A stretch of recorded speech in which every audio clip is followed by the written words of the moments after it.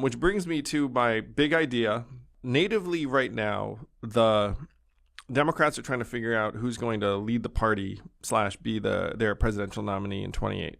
Just for fun, let's go through a partial list of who we think is going to run for the nomination. Ooh, I love these games. This is so fun. Okay. So let's just go back and forth. Again, let's go through the candidates who we think will run. We'll start with the almost definitely running, and then we'll have a little bit of fun. So I'm going to start us off. Yeah. Gavin Newsom, definitely running.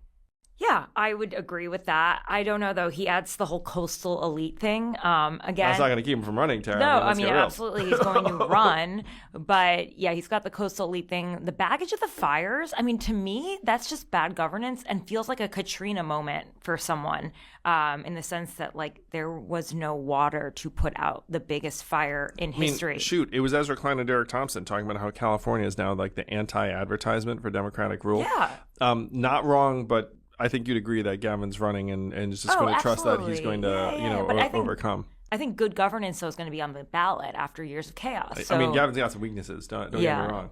So I say Gavin's running. Who do you think is running? It's interesting. So Amy Parnes and Jonathan Allen have a new book out about the 2024 election. At the time, there were some people who wanted a primary, or at least a mini primary, after Joe Biden dropped out. And that was Nancy Pelosi and Barack Obama. And Barack Obama favored Gretchen Whitmer of Michigan, the governor there. Very sensible. Very sensible. I actually always thought she had like a very interesting, vision. People would ask me for the number one draft picks in the 24 primary, and I said Gretchen Whitmer, Josh Shapiro. Then you have two of the three swing states you probably win, and then you pile into Wisconsin, you win that, and then you win the whole thing. But that did not happen. So Gretchen's running, you think? Oh yeah, I think so. I think she waited her turn. She made that known to Kamala Harris as well. But she's a formidable character. You know what I mean? She'll be formidable. I agree. Yeah. Coming from Michigan, that'll be unfortunately a part of our country that will most likely be hit by the tariffs. And she's had a swing state legislature that was led by Republicans when she was the Democratic governor. She's got a compelling story. I mean, she was kidnapped almost. Yeah. It's like there was a joke that's really pretty true. But I think it was Bill Maher said that Gretchen Whitmer will have an advantage because she looks like every TV or movie president we've seen for the last 20 years. A beautiful woman, you know what I mean? But she looks like that president you'd see in whatever Netflix drama or whatnot. Yeah. Also, shout out to independent Mike Duggan, who's running for Gretchen's gubernatorial seat. Okay. He's running as an independent, two-term mayor of Detroit. Mike's awesome, and so we'll be looking forward to having him on the podcast and hearing from him. Okay, so we've got two governors. I'll say Josh Shapiro's running. running. Yeah. For sure. Your turn. Okay. Do I comment on Josh or just add someone to the list? I think J.B. Pritzker is running, another governor from Illinois. He's very wealthy. He could probably fund his own campaign. He's a billionaire of the Hyatt, Empire. Yeah. So, he's a lot of people like his tone right now. He's someone who's kind of standing up to Trump through his own platform in the State House in Illinois. Yeah. And he's saying, like, we got to take the fight to Washington. So, Trump apparently, though, according to another book that just came out by Alex Eisenstadt. You get early access to books? Is that the jam? I read books. I respect my journalistic friends, my former colleagues. I read those juicy tell-alls. I get those books, too, and I do read them. Yeah. So in Alex Eisenstadt's book, he was a longtime colleague of mine at Politico, and he writes that Trump actually really feared running against Gavin Newsom because he thought that he had the look, like with the hair, and he was slick. Yeah. Trump's all about the TV off. Exactly. It's like, oh, crap, this guy looks like a soap opera star. Exactly. And so the soap opera star was on Fox News every day, like trolling. He's a very talented communicator. Yeah, he was trolling, the Republican Party during the primary.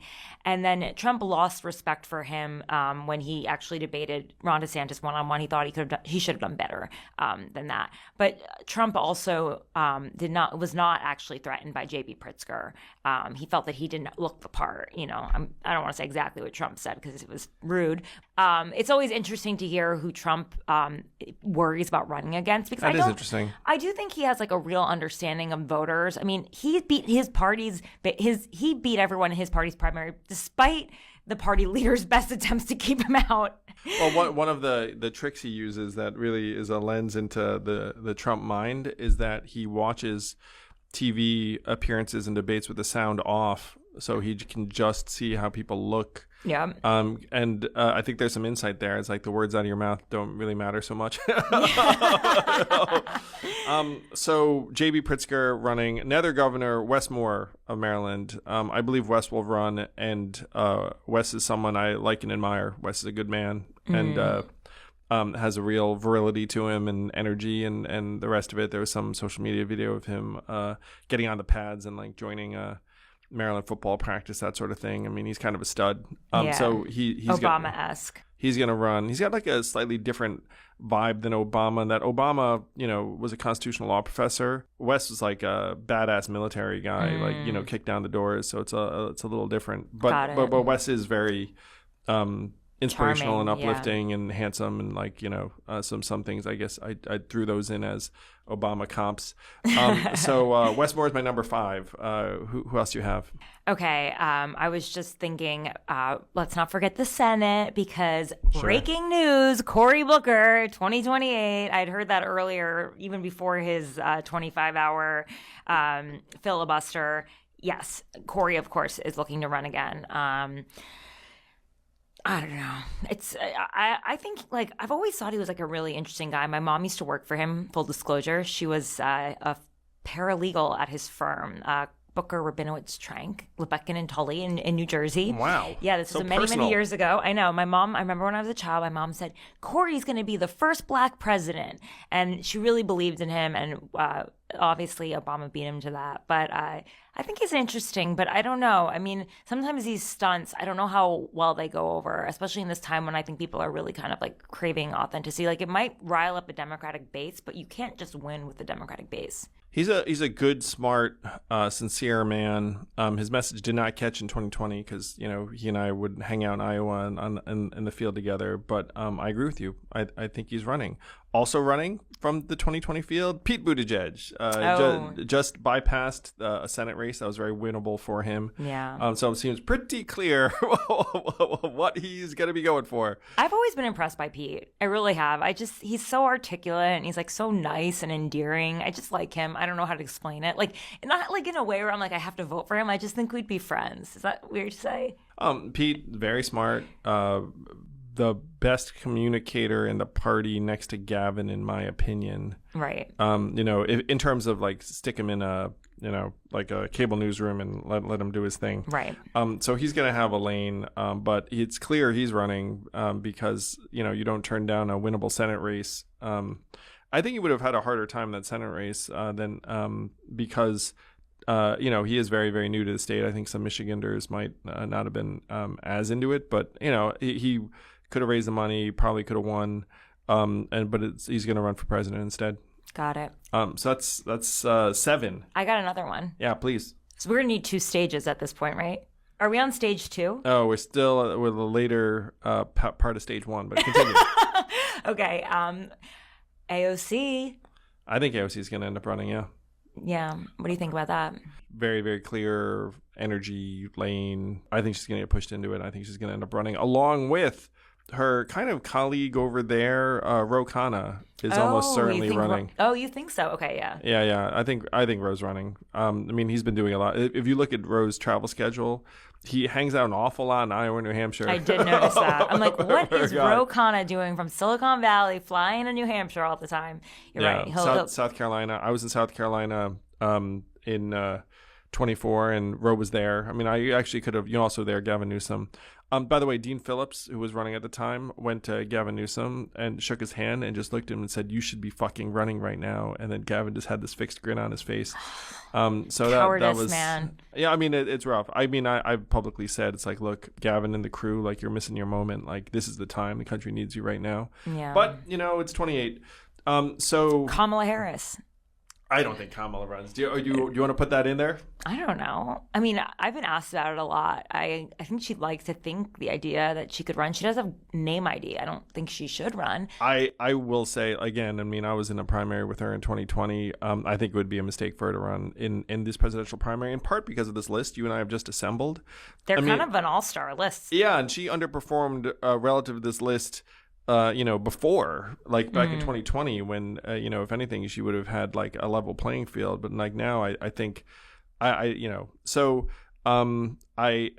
think she ends up running for governor of California and not, and not president. So do you want to put in another number 10? This is going to be. Are we still on the first stage? Okay. Yeah. There has to be a phoenix that rises from the ashes that we don't know of, like Obama. You're still talking about some other folks that I think are going to run from like.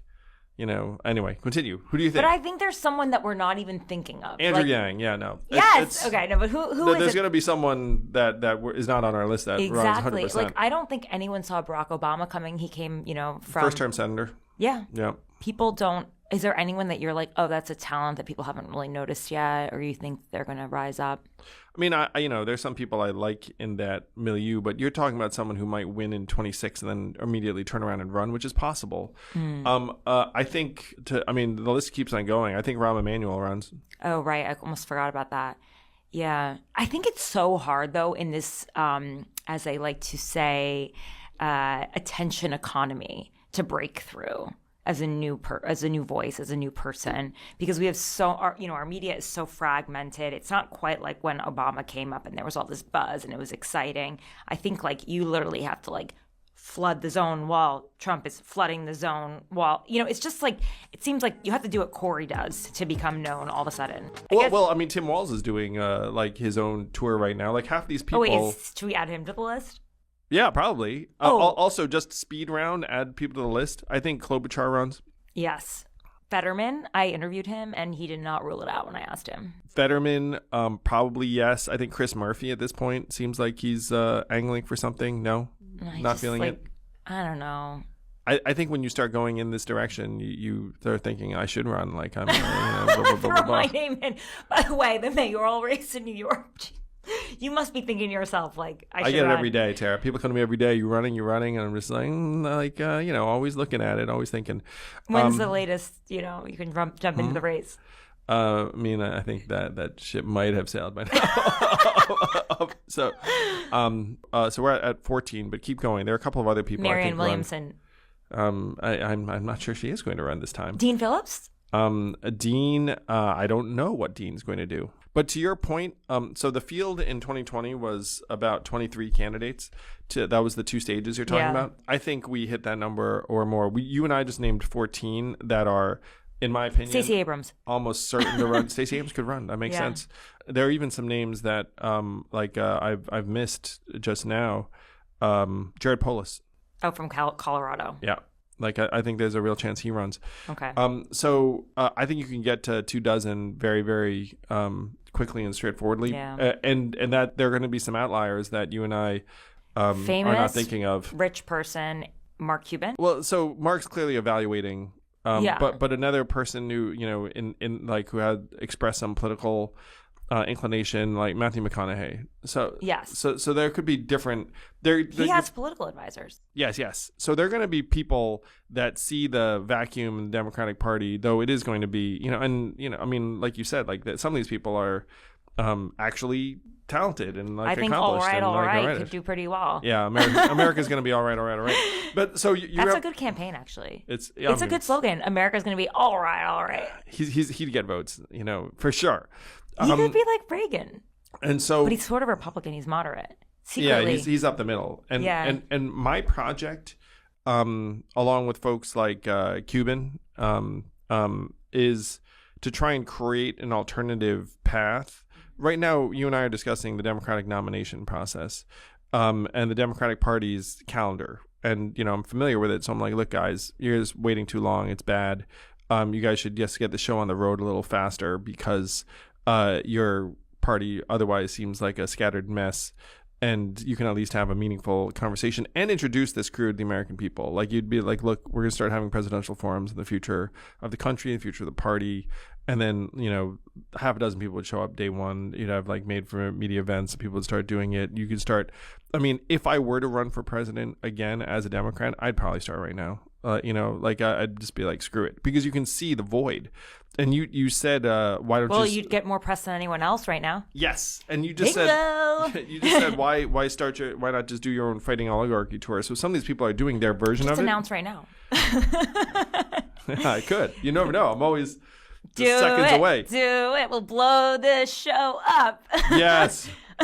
So I'm trying to create the independent path, and I see it where I think that both parties are living on borrowed time, my opinion, that they're being held together by duct tape.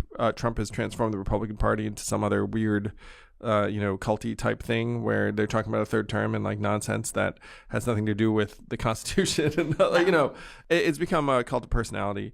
The Democratic Party has become this, inchoate bureaucratic mess that they failed the test, really. Like their test was, hey, can we have a real contest for our historically unpopular, historically old president? And then like, oh, can't do it. And then, and that's why they're underwater with everyone. And so I would urge them to pull up their nomination process and try and figure out who the next leader is going to be that's going to define the party. Because right now the Democratic Party, it's like, who's the leader? No one knows. But like if it becomes the party of Westmore or the party of Gretchen Whitmer, then people are like, okay, like that's the direction you're going to take. The problem is that they're going to wait too long to try and get there. Like these debates we're talking about with the two stages and everything are more than two years away at this point. Right. But I genuinely could crash that process anytime I wanted, I think, and I could certainly pull better than, heck, we did it once as a total unknown, and this time I'd actually have some juice going in. Tara, very grateful to you. How can people best find you, keep up with you, and enjoy your work? Thanks. Well, I hope you'll subscribe to my newsletter, The Red Letter, because that is where I write for Substack, and you can become a paid subscriber as I'm an independent journalist, and so I need that sort of support. But you can also find me on YouTube at Tara Palmeri. I post videos all week long. I try to just make politics more understandable and relatable. I think it should be a part of all of our lives. And and I'm, again, like you, I see both sides as flawed, and I think you're a straight shooter. Yeah, we have to hold them both to account, but we're in some really weird times right now, and honesty is the most important thing. Well, you are a good journalist, my friend. Thank you. And the fact that you've hung up your own shingle takes a lot of confidence and principle in its own right. So certainly want to see you succeed. Thank you. I appreciate that. I hope that there are people out there who don't want to just hear what they believe, repeated back to them, and are interested in kind of independent journalism that makes them question their own beliefs and thoughts a little bit too. And Tara's a well-sourced pro too, so you're getting the actual scoop. Thank you. I appreciate that. Thanks so much for having me on your show. And obviously, I'm going to have to take this with me, right? Oh, yeah, it's yours. So can you sign it? Already done. Okay, cool. Great. Thank you. Look at that. So thoughtful. Thank you all. Thanks, Tara.